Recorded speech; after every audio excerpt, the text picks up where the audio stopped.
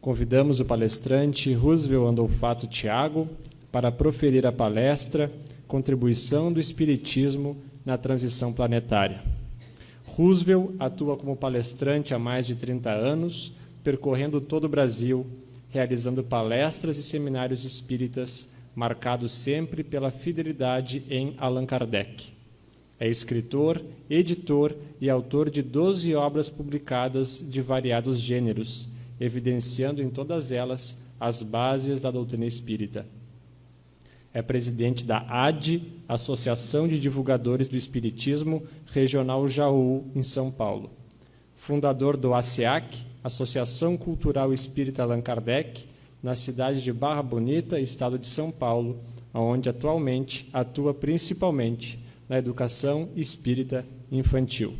Com vocês, Roosevelt Andolfato Thiago.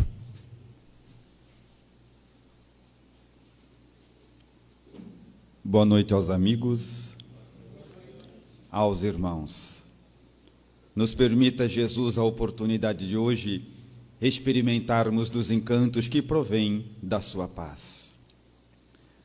Onde iniciamos agradecendo a Federação Espírita do Estado do Rio Grande do Sul. Nós poderíamos particularmente listar as razões pelas quais manifestamos a nossa gratidão. Seja pela cumplicidade com as nossas obras, seja pelo trabalho que desenvolve, seja pelo interesse que tem pelo jovem e pela criança. Porque somente quem detém a atenção ao jovem e à criança tem autoridade moral para falar de futuro. Mas, no entanto, nós gostaríamos de resumir, por meio do seu presidente Gabriel, e estendendo aos companheiros todos, pela gentileza que nos tratam, que nos recebem sempre que estamos em solo gaúcho. Allan Kardec ensina que os espíritas devem ser os primeiros a darem testemunho daquilo que professam. E nós verdadeiramente nos sentimos muito confortáveis e acolhidos quando estamos aqui, e por isso fica a nossa gratidão. Agradecemos aos amigos todos que aqui se encontram, que renunciaram outras atividades para priorizar um momento absolutamente importante, porque 95 anos só se faz uma vez. E todos nós que somos envolvidos com as atividades espíritas de uma casa espírita, percebemos que para que ela tenha as suas atividades garantidas, ela pede uma parte da vida daqueles que se dedicam a conduzi-la. Quando olhamos uma instituição com 95 anos, nós podemos de longe mensurar a quantidade de vidas que ela não consumiu para que se mantesse ativa. Fica a nossa gratidão. Aos espíritos amigos que nos sustentam, e a eles fica o mérito de qualquer coisa que essa noite possa produzir. E eu destaco, por fim, pela importância que tem a figura da minha companheira, pela cumplicidade caridosa, que é a sustentação da minha vida e da causa a qual eu sirvo. Trabalhemos. Para falarmos de transição planetária, nós deveríamos necessariamente estabelecer uma vertente, porque é o assunto que, na verdade, está em vários pontos de observação do movimento espírita. É um momento, evidentemente, particular e que nos chama a atenção, porém nos cria contrariedades. Porque nós olhamos a sociedade atual com seus problemas naturais, que os amigos todos conhecem, e começamos a pensar, regeneração? Com esta sociedade, nós ligamos à televisão e rapidamente assistimos e começamos até a pensar que o crime compensa. Nós lemos o jornal e nos assustamos. Aí você vai à casa espírita e todos cantam a regeneração da humanidade e nós falamos como é que isso vai se processar, porque não faz sentido racional, não tem sentido lógico de que, por um lado, a violência ainda conduza inúmeras das nossas causas e instituições, nós ainda, para nos proteger, nos isolamos, e isso nada tem a ver com regeneração. No entanto, é forçoso salientar que existe um elemento que deve nortear todas as nossas reflexões. E esse elemento é muito simples, absolutamente natural. Todo mundo morre. E se alguém não sabia que ia morrer, desculpa dar uma notícia dessa sem preparar, porque o tempo da palestra é limitado, não dá para... Mas todo mundo morre. E essa é a grande chavão da vida, porque só a morte física justifica a vida. Basta visualizar que na bagatela de 100 anos, quem está nascendo hoje, talvez já não esteja mais. Há uma grande probabilidade de já não estar conosco. Isso significa que em 100 anos nós renovamos o planeta todo. E isso garante a nossa regeneração. No entanto, para que possamos fazer uma análise mais cuidadosa, uma análise mais precisa, da mesma forma imaginar como esse processo se opera, para que nós possamos, por um lado, participar, por outro, nos incluir. Mas existem, de Jesus, vários apontamentos que nos geram estranheza, porque se ele é o mestre e veio para nos unir, por várias oportunidades ele fala de separação, de divisão, chegando a dizer: vim trazer a espada, vim trazer a divisão, vim lançar fogo na terra. E quando nós olhamos todas essas acepções, como o evangelho todo, sob a ótica material, não faz muito sentido.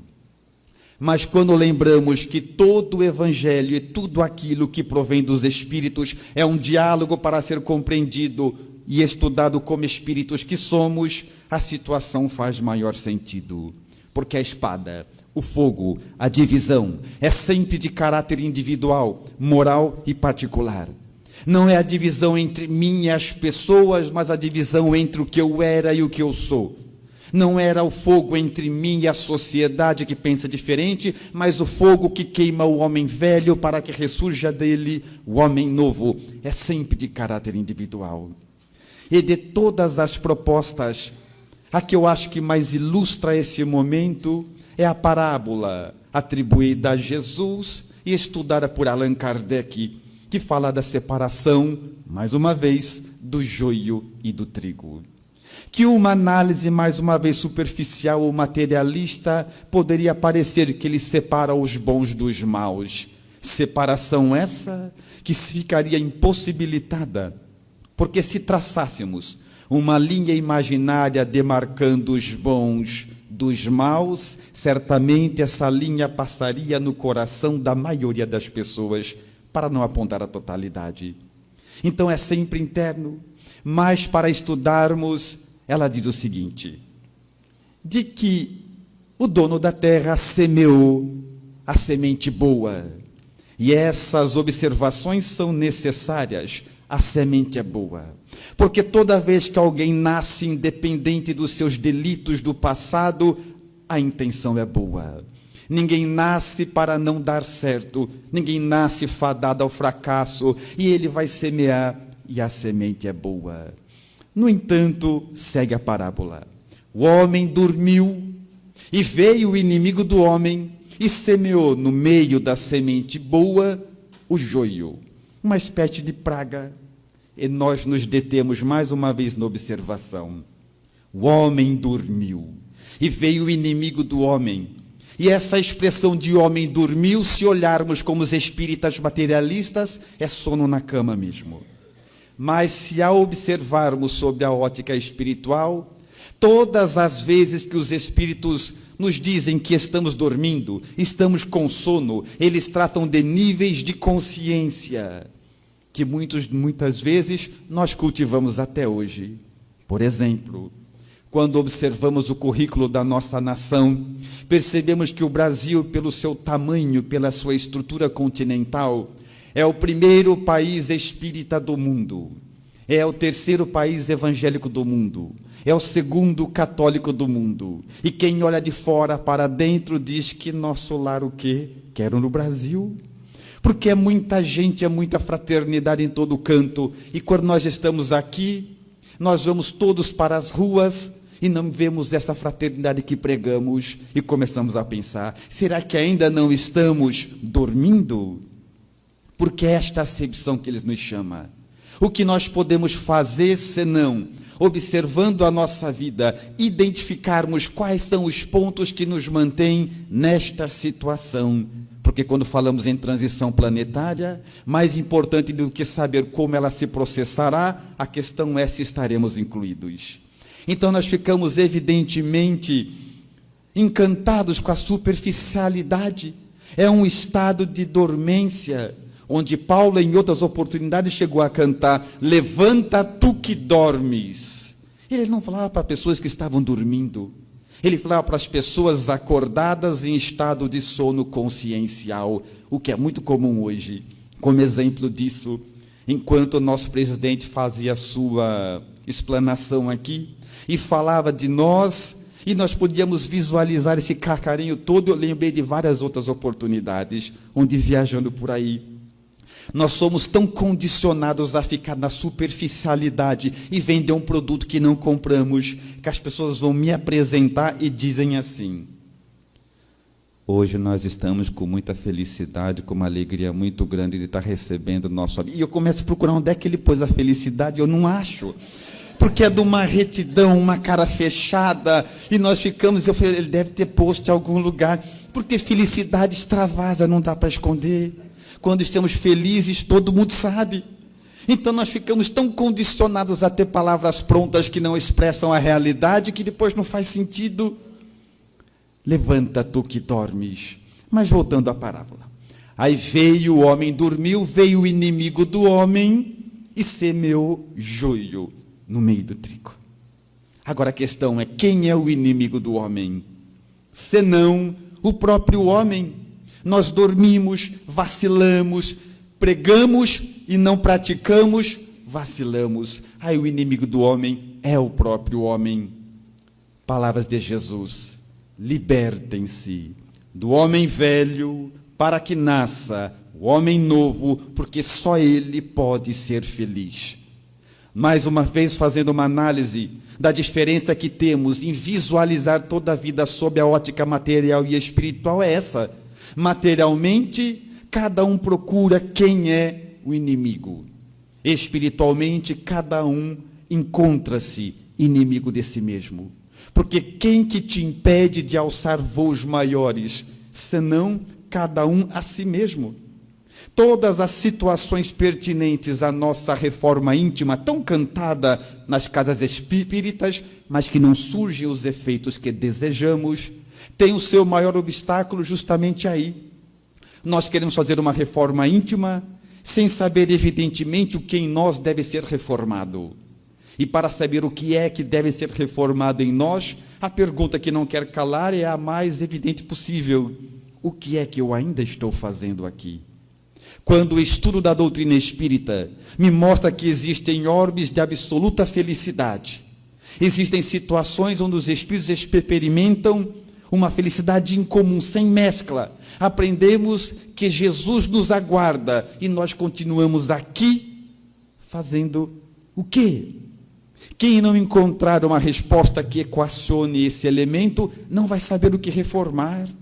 Aí nós ficamos trocando figurinha, nós ficamos falando de coisas genéricas, de uma bondade que não praticamos, de uma maldade que não encontramos em nós, e isso nos mantém aqui. Então veio o inimigo do homem, que é o próprio homem, enquanto ele dormia, e semeou.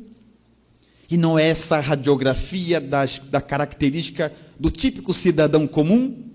Não é essa nossa radiografia moral, onde nós reconhecemos a necessidade do bem, mas não temos coragem e força de praticá-lo? Onde nós entendemos a necessidade da união, mas nos separamos? Principalmente nós, espíritas. Esse é um problema muito isolado, porque juntar espírita não é fácil. E o pior é que quando vem pouco ainda esparrama. É bom falar em lugar fechado, porque daí vai limitando os lugares, mas se der, nós nos esparramamos tanto que ninguém fica perto de ninguém, e todos dizem que quer um mundo de paz, sem compreender que mundo de paz tem que ser com todo mundo. Mas a gente quer um mundo de paz desde que ninguém perturbe o meu mundo. Você fica no seu mundo de paz, ele fica no mundo de paz dele, eu vou ficar no meu. E aí nós não nos entendemos. Mundo de paz é todo mundo. É igual quando a gente vai pegar um ônibus. Você já anda de ônibus ou não? Gente culta é outra coisa. Está todo mundo olhando para mim como se não soubesse do que eu estou falando. Mas existe, é um negócio grandão, que é muita gente junto. Um dia vocês vão ver por aí. No ônibus é assim. Chega o primeiro, senta no meio. Chega o segundo, senta no último. Chega o terceiro, chega na frente. E a gente vai sentando, ninguém com ninguém. A gente começa a sentar com as pessoas quando não tem mais jeito. E aí a gente quer um mundo de paz. Nós chamamos as pessoas de irmão de longe, mas chamamos pessoas de irmão. Então é necessário que toda a doutrina espírita se reverta em prática.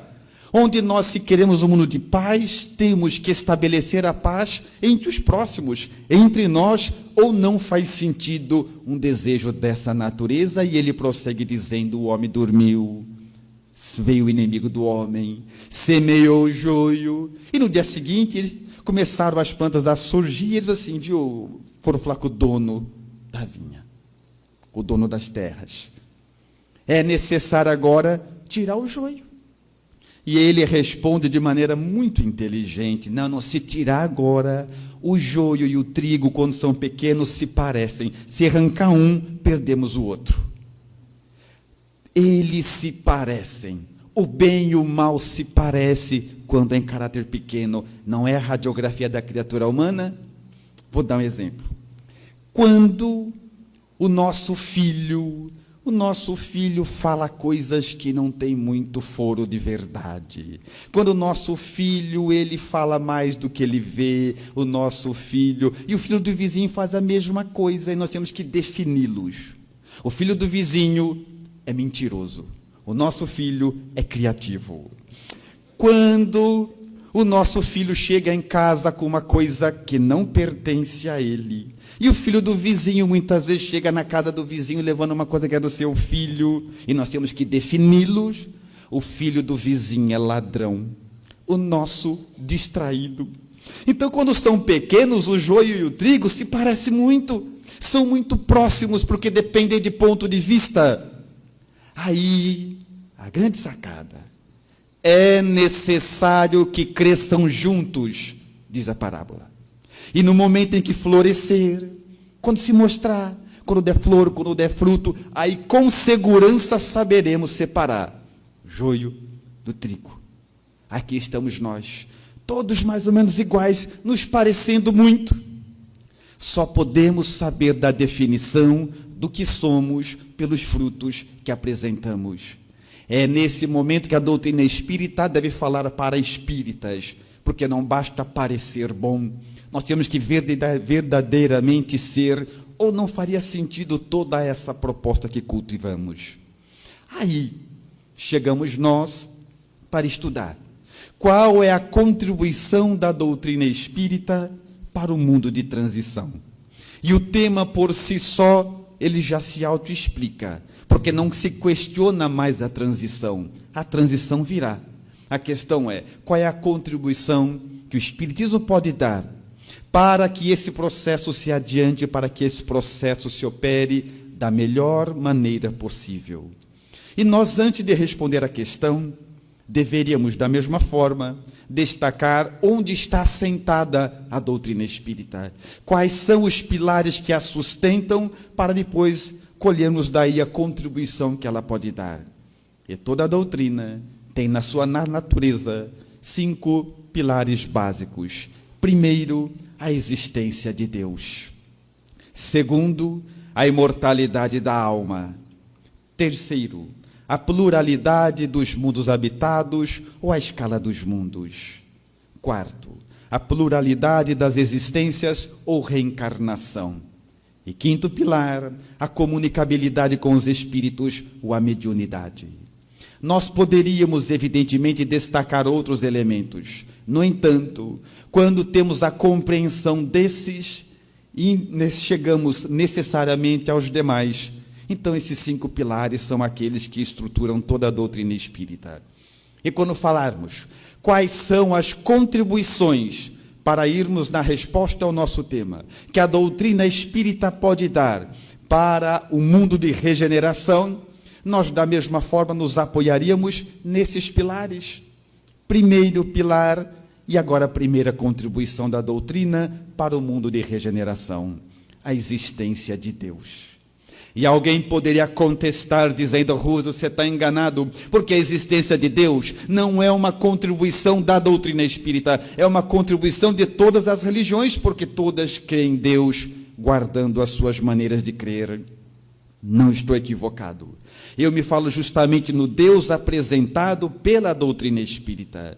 Porque embora todas as religiões cultuem Deus, a sua maneira, a sua forma, nós perceberemos, mesmo guardando profundo respeito a todas elas, que muitas têm um Deus regional, onde vai para o céu ou serão salvos aqueles que pertencem àquele clã, àquele grupo, àquela seita.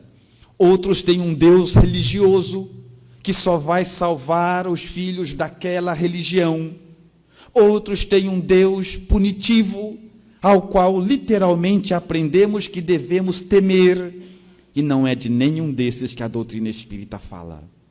Quando falamos que a contribuição primeira que a doutrina espírita dá para a chegada ou para a inserção do mundo de regeneração é a entrega para nós de Deus, mas não nenhum desses deuses, mas num Deus que não tem partido, um Deus soberano, absoluto, que atende justos e os injustos, que atende os bons tanto quanto os maus, não desistindo de ninguém. É desse Deus que falamos. O primeiro trabalho edificado pela Ferges nosso também tem esse título: Deus, a causa primeira da vida. E a finalidade do trabalho é justamente isso: apontar que a maioria de nós crê em Deus por uma força de cultura. Os evangélicos que têm pais evangélicos acabam indo para a igreja evangélica, creem em Deus com a visão dos pais. Os católicos a mesma coisa, os espíritas a mesma coisa. Nós seguimos, via de regra, a religião dos nossos pais, a religião que ouvimos em casa desde criança. Mas quando a nossa fé tem base numa força de cultura, ela não é nossa. E por mais que a detenhamos, quando mais precisamos, vamos descobrir que as suas raízes são frágeis. Somente é nossa a fé construída em nós. Somente vale a pena crer em Deus quando não é por uma força de cultura ou uma imposição familiar, mas quando o indivíduo estudou, observou a vida, observou a natureza regularmente sábia à sua volta e chegou, por esses caminhos, à inevitável necessidade de uma fonte soberana de força e de vida. Aí é teu. É uma construção edificada dentro de você. Então, o Deus apresentado pela doutrina espírita, que não culpa ninguém, mas que ama, que não faz diferença entre os seus filhos, mas não perde nenhum, é justamente dentro disso que nós conseguimos ver o mundo de regeneração de maneira mais animada, mais otimista, e até crendo que, independente de onde vamos estar quando ele chegar, uma coisa é certa: sempre será justo, porque na grandiosidade de Deus, ele é soberanamente justo. Então, tudo que ocorre conosco sempre assenta-se numa causa nobre para uma finalidade justa. É a primeira contribuição. A segunda, a imortalidade da alma. E quando nós falamos da imortalidade da alma, destacamos a importância dela para explicar o momento que nós vivemos hoje. Porque se nós tirarmos a imortalidade da alma do nosso meio, a vida fica totalmente sem sentido. Nós começamos a olhar uns para os outros e começamos até a duvidar da bondade de Deus, de tamanha quantidade de sofrimentos que existem na Terra. Mas, com a imortalidade, se nós considerarmos a imortalidade como uma realidade, isso resolve mais da metade de todos os nossos problemas. Porque quem é imortal já encontra-se impossibilitado de dizer: por que eu? Por que comigo? Por que justo? Por que só comigo? Porque a imortalidade compreende que vivemos incontáveis vidas. E uma análise superficial nos assustaríamos de questionar aquilo que vivemos hoje. Por exemplo, se somos imortais, onde você estava nas guerras mundiais? Onde eu estava na Santa Inquisição? Onde você estava na escravidão do Brasil? Onde você estava no período das grandes guerras? Onde estávamos durante o nazismo? Onde estávamos? E aí, o nosso senso de justiça começa a ficar um pouco mais flexível. Porque cada um, conhecendo a si mesmo, sabe o que deve ter promovido sem ter contato com a doutrina espírita. Cada um de nós sabe o que pode ter cometido, tendo poder e menos regras morais. Cada um de nós sabe do perigo que é o adiantamento, o desenvolvimento intelectual sem moral. Porque eu chego a concluir que quando a gente não é bom, é melhor ser burro. Porque a inteligência sem moral, o estrago é grande, é muito grande. Então a questão é, onde nós estávamos nesse período todo? Aí, nós olhamos para a nossa sociedade atual, falamos, gente, olha como essa sociedade está. É o pessoal da Inquisição que voltou. Olha a sociedade como está violenta, né? É o pessoal da escravidão que voltou. Olha como a nossa... São eles. Olhe, não precisa nem pegar livro espírita, pega o livro de história do seu filho e vai vendo as páginas de vergonha que nós passamos. Quem é a sociedade atual, se não os mesmos, indo e voltando nas oportunidades da vida. E agora, na hora da regeneração, agora é a separação do joio e do trigo. A boa notícia de que aqueles ainda vinculados profundamente com o mal, para cá, não voltam mais. Essa é a boa notícia. A notícia ruim, vamos ver quem é que vai estar, né? Porque é aí que está o problema. Porque só faltava isso. A gente fica aqui durante as guerras mundiais, durante a escravidão, durante a Santa Inquisição, durante o nazismo, na hora da regeneração, vai para o final da fila, começa de novo. E esse risco existe. Esse risco existe. Não somente com os maus, está certo que eles vão ter prioridade no retorno, tá? Mas também os inúteis. Allan Kardec é muito claro a dizer. Conhece aquele tipo que diz assim, eu não ajudo, mas também não atrapalho, e quem não ajuda e não atrapalha, já atrapalha o suficiente, porque isso lhe faz inútil. A grande causa da vida. Então vão os maus, mas também vão aqueles que negligenciaram com a oportunidade. E Allan Kardec define isso dizendo que prestarão contas da própria inutilidade, porque não dá para ficar indiferentes com a sociedade que vivemos, nos acomodando em lamentar, em apontar, em querer que os outros façam a transformação que, na realidade, como espíritas que somos, sabemos que é interna. Essa é a maior contribuição. Somos imortais. Então, se nascemos e morremos incontáveis vezes, nós, da mesma forma, saberemos que a vida prossegue. E se ela prossegue, evidentemente, é o resultado do que fazemos de nós. Cada um pode colocar-se ou não no mundo de regeneração. A imortalidade é mais um elemento, mais uma contribuição que a doutrina espírita dá para entendermos e nos adequarmos ao mundo de regeneração. A terceira contribuição, a pluralidade das existências ou reencarnação. Como consequência natural da imortalidade, o fato de irmos e virmos muitas vezes explica absolutamente toda a vida. E eu chego a dizer que quando eu encontro pessoas, muitas vezes cultas, com inúmeras faculdades, com status, com uma colocação bem posta na sociedade, dizendo, não sei se eu acredito na reencarnação não, né? A ciência não provou, o que é um defeito de observação, porque provou sim. Existe disponível na internet incontáveis trabalhos de pesquisadores não espíritas que apontam a realidade da reencarnação por marcas de nascimento, por digitais, são inúmeras as facetas. No entanto, quando nós olhamos a vida prática, nos limitamos a ficar contra ou a favor da reencarnação, sendo que sem ela a vida não faz sentido. Quando eu era mais jovem, eu brigava muito para defender quando alguém dizia que não acreditava na reencarnação. Perdia horas brigando. Hoje eu não faço mais nada, só espero que morram. Porque morreu, começa a acreditar. Porque morreu, você vê que a vida seguiu, começa a acreditar. É muito rápido, é praticamente automático. Porque senão não faz sentido.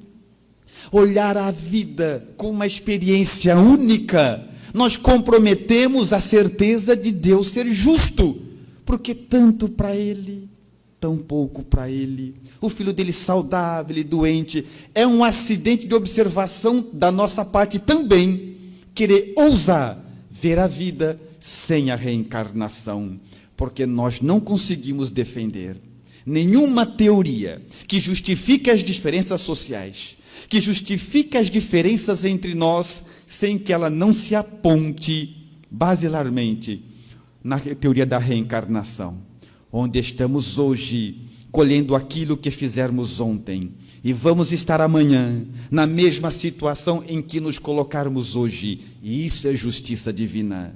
Mais uma vez, pela reencarnação, cada um de nós pode colocar-se onde quiser e na condição que desejar. E isso muitas vezes é que nos assusta. É muito mais fácil acreditar que um Deus define tudo e nós somos vítimas de um sistema. Ou que muitas vezes nós somos vitimizados pela sociedade à nossa volta. Coitado de mim. Já pela reencarnação, nós somos submetidos àquilo que produzimos. E somente sob esta ótica, somente sob essa visão, ela fica absolutamente plena, absolutamente clara. E nosso quarto pilar, a pluralidade dos mundos habitados. Incontestável. Alguém diria, não, Rus, mas como é que nós vamos saber se existe coisa para frente? Muito fácil, olha para trás. É via de regra. Porque também saindo da literatura espírita, os livros comuns didáticos de escola mostram que existiram os homens das cavernas, descobrindo o fogo, a roda, as primeiras encarnações da alma humana de maneira muito medíocre. E aqui estamos nós, como sequência natural do desenvolvimento que eles eram. Se existiu as cavernas, existe nós, ora, pela lei da evolução, existe o que vem à frente. Por uma ótica de razão, de bom senso, nós começamos a ver que quando falamos das inúmeras casas do nosso Pai, podemos compreendê-la raciocinadamente, sem a necessidade de uma fé cega, porque contraria a base da doutrina espírita. Nós podemos compreender de maneira muito lógica e racional que existam vertentes que nos levam à existência de mundos absolutamente felizes, porque encontramos essa felicidade já em nós, contaminada pelo joio e a verdade, mas sabemos da possibilidade, pelos espíritos nobres que já passaram, quando citamos Emmanuel, Bezerra, Joana, e eles estão em algum lugar, para não contar o próprio Jesus, que no capítulo 3 do Evangelho segundo o Espiritismo, colhido por Allan Kardec, a definição ipsis verbis do Evangelho é: vou na frente, palavras de Jesus, lhes preparar um lugar, para que um dia onde eu estiver, vós também estejais. Jesus foi na frente, preparar um lugar, está nos aguardando, e nós deixamos Jesus esperando, sabe por quê? Eu não vou com a cara dele, nunca gostei dele. Não. A gente deixa Jesus esperando, sabe por quê? Naquela casa espírita não põe os pés, você viu como me trataram? A gente larga Jesus esperando, sabe por quê? Por picuinha. É interessante. Espíritas materialistas. Nós ainda estamos trocando favores com o mundo.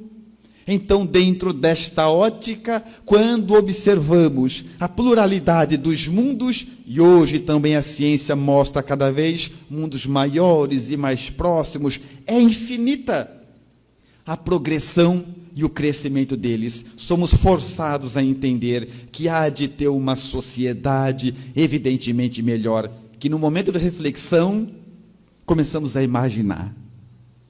Imagina uma coisa, espírita, se é que é possível. Feche os olhos e imagina assim, nós estamos numa sociedade, num mundo adiantado. Imagina, olhem entre vocês, imagina que todo mundo gosta de todo mundo. Não é meio estranho? Não é uma coisa surreal? Você está andando no centro de Porto Alegre e todo mundo gosta de todo mundo. Dá para imaginar? É interessante, né? Aí você entra numa padaria em Porto Alegre e tem um pão. E um fica empurrando para o outro. Não, pode pegar, é para você. Não, não, fica com você. Pode pegar. A gente consegue imaginar isso e dá uma vontade de estar lá? Pois é essa a certeza. É uma situação inata de que Deus existe, como o Pai preparou o que é melhor para nós. E por fim, a comunicabilidade com os Espíritos. Uma prova de que a regeneração segue, porque as pessoas dizem assim, não sei se existe nada depois da morte, hein? Porque quem vai não volta, volta. Tem uns que nem vão, fica. Então eles estão sempre entre nós. Os felizes e os infelizes. E mesmo entre eles, é tão natural. Quando alguém diz assim, fulano de tal é ateu, não acredita em nada, na verdade ele está escapando de olhar para si mesmo, porque é natural. A crença de que os espíritos seguem é absolutamente comum para todos nós. Por mais que venhamos a negar, na hora do desespero, ela faz sentido e surte efeito em nós. Eu lembro de uma passagem.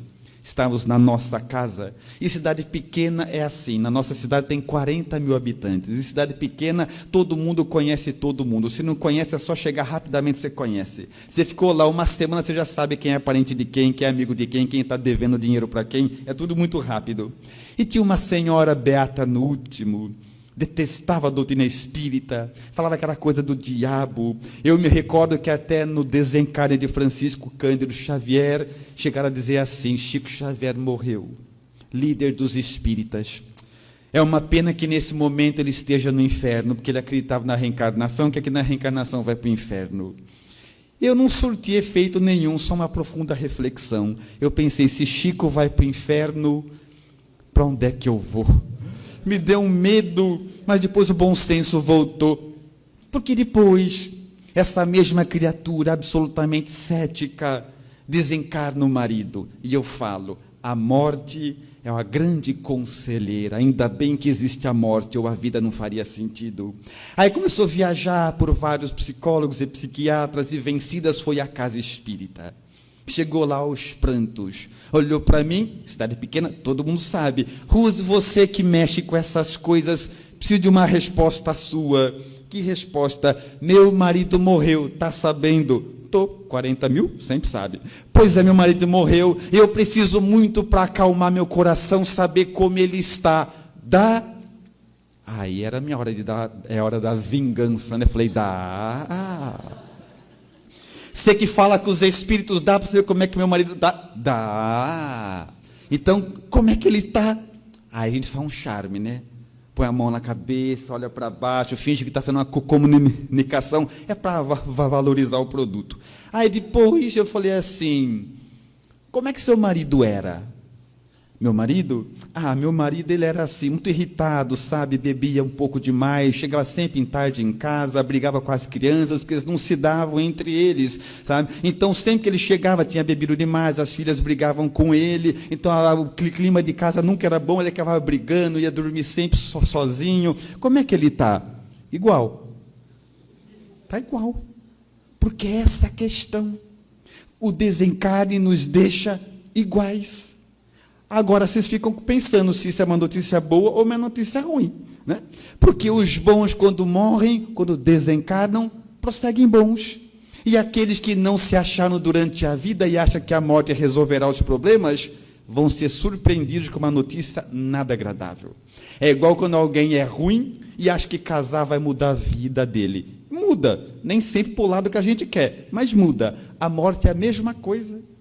Somente os que ficam é que olham para o indivíduo que morreu achando que ele está melhor agora. Também morreu, né? Mas ele que vai é o mesmo indivíduo, crendo nas mesmas coisas, tendo as mesmas concepções. É por isso que a regeneração serve para nós, encarnados, e para eles que não estão.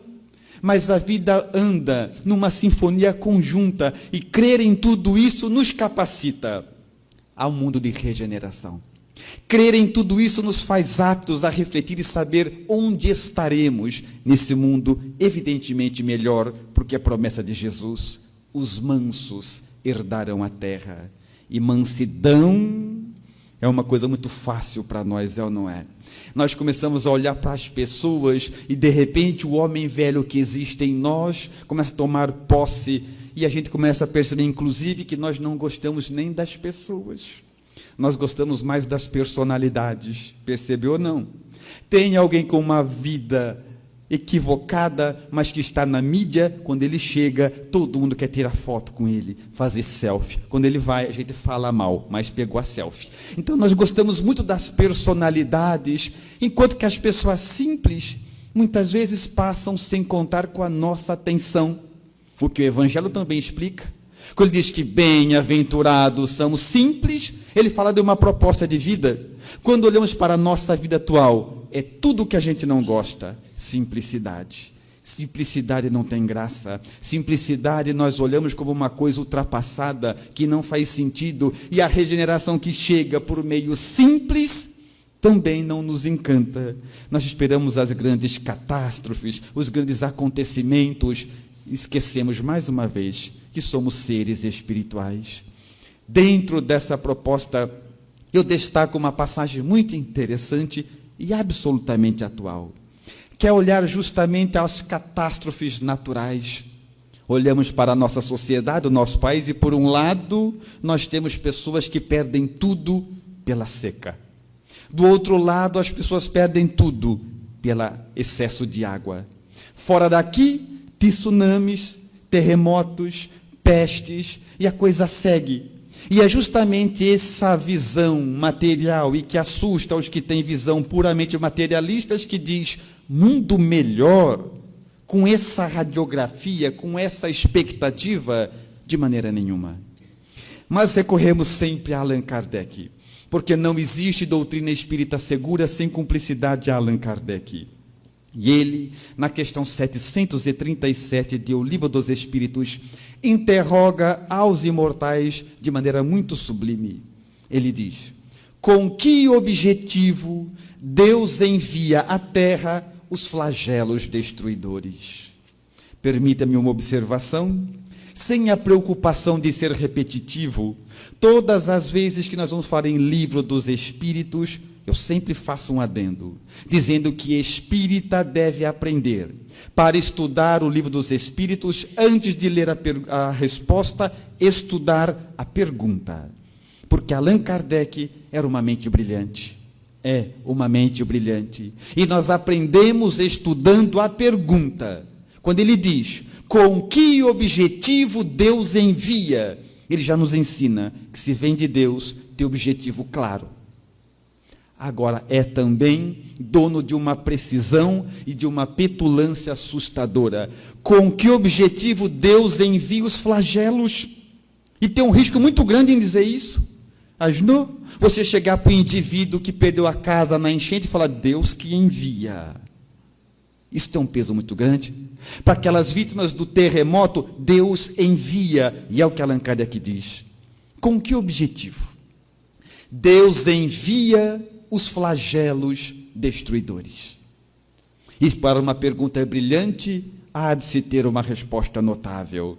Eles dizem: é que Deus quer apressar o desenvolvimento da humanidade. A resposta me causou estranheza. A primeira vez que li, falei: não, alguma coisa eu não entendi. Deus quer apressar. Deus está com pressa. Ele é dono da imortalidade, dono da eternidade, e Deus está com pressa. Porque é o que diz o texto.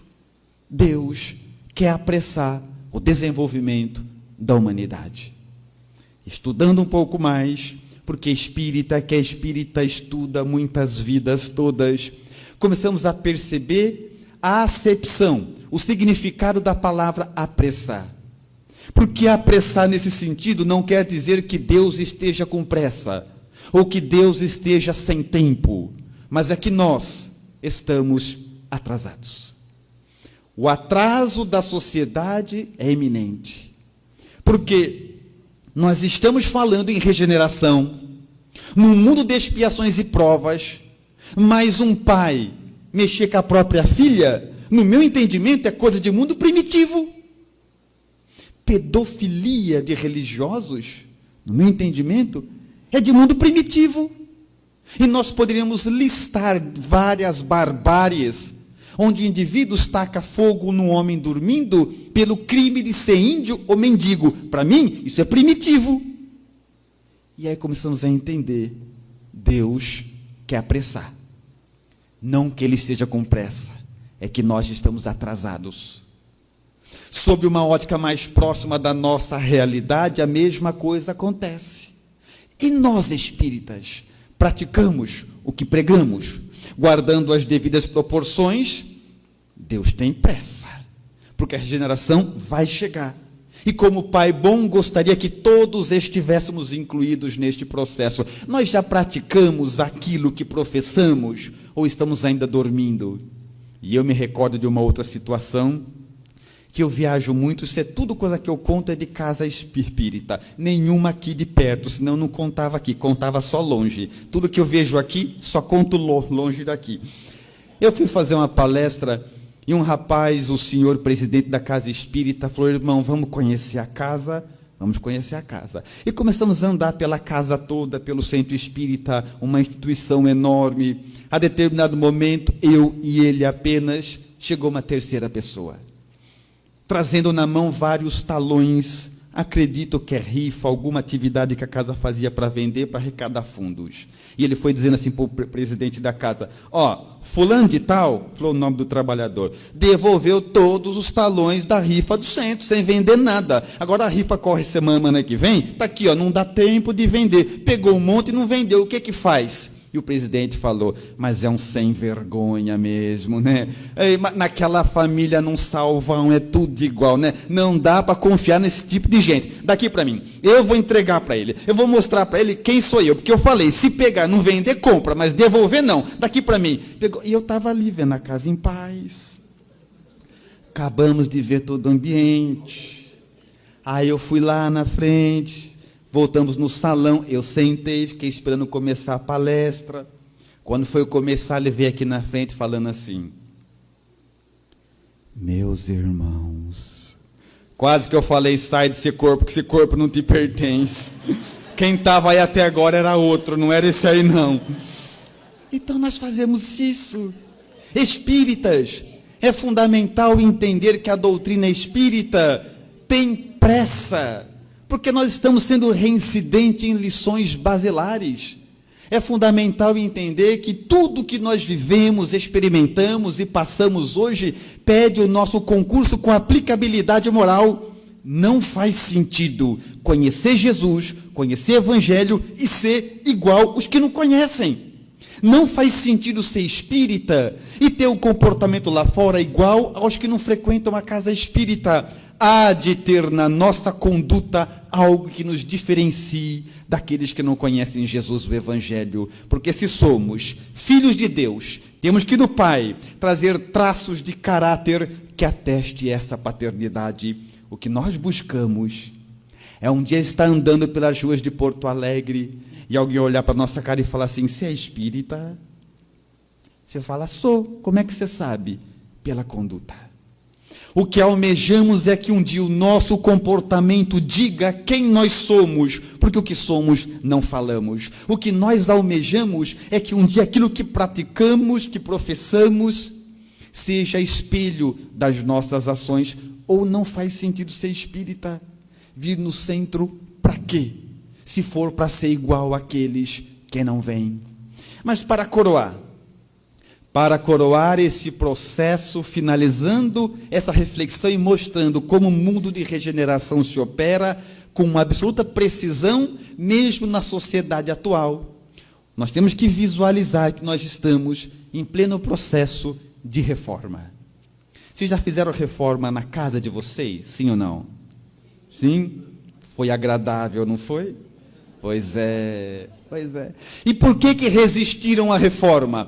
Pela visão do local reformado, pela expectativa da casa reformada. Mas durante a reforma, todo mundo se arrepende de ter começado, não é, né? Então a gente começa, até porque pedreiro é quem traz a expiação para a vida da gente, não acaba nunca aquele negócio. Aí começa assim: cimento, cal, areia, pedra. Você vai pegar o prato para comer, tem areia, tem cimento, tem pedra. Aí onde tinha janela agora é porta, onde tinha porta agora é janela. Um monte de gente estranha circulando na tua casa, ferramentas para todo lado, some coisa, sobra coisa que não é sua.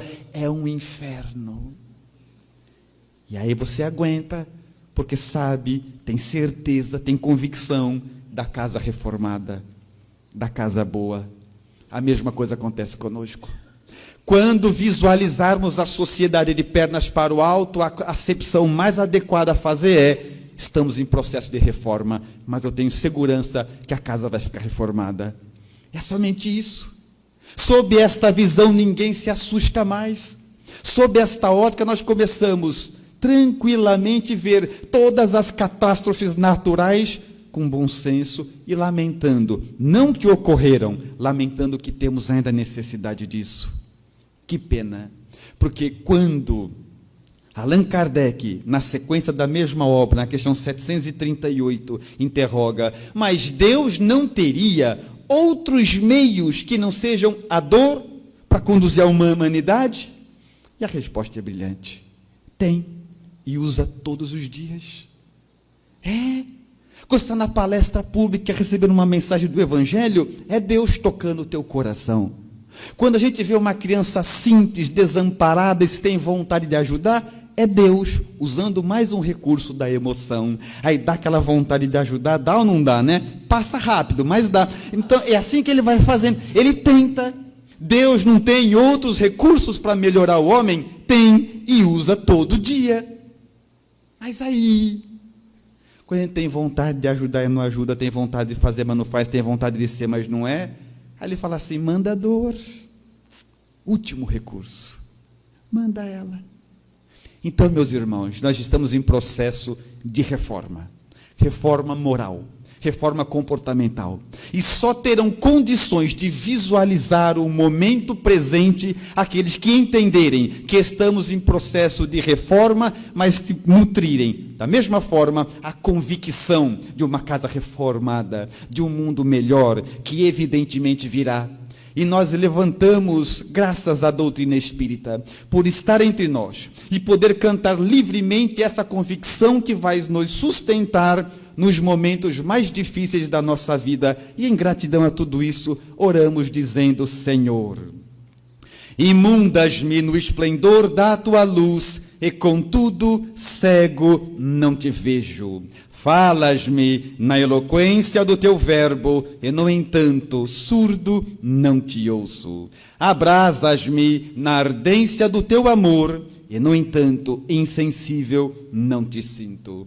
Ó estranha contradição, tu tão perto de mim e eu tão distante de vós. Desvela-me, Senhor, os olhos cegos de orgulho, abre-me os ouvidos surdos da vaidade, sensibiliza meu coração duro de maldade, para que eu possa encontrar a tua divina grandeza na intimidade do meu ser. Pela atenção com que me ouviram, muito obrigado, senhores.